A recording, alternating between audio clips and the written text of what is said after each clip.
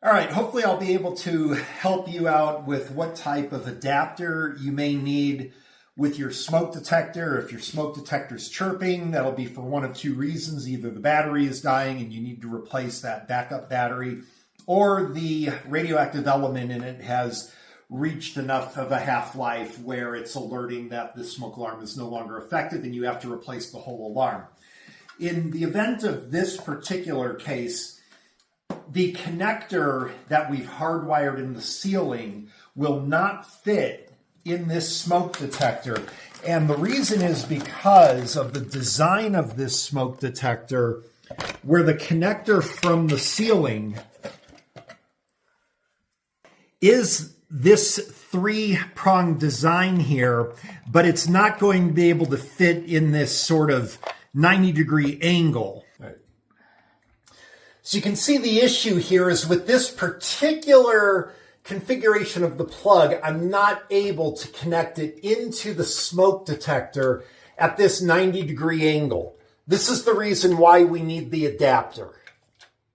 There's other smoke detectors where the connector will fit directly into the back, and we have other videos with that situation. This one's different. We can make the connection if we had a little bit of leeway here. Now, this smoke detector comes with the adapter for hardwire, but I don't really want to change the wiring over again and do the hard wiring. So instead, what I've got is this specific adapter.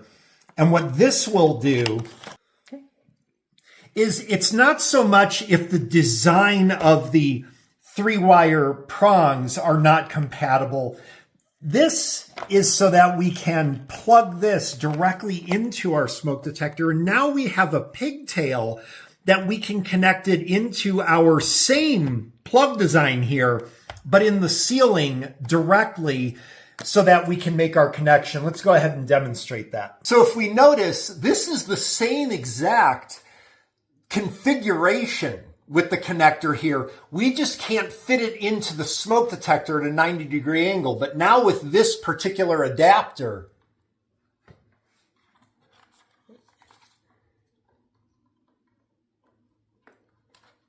we can make the connection.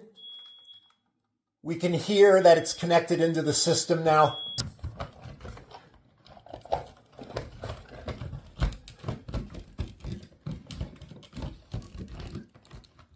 Okay, and there we go.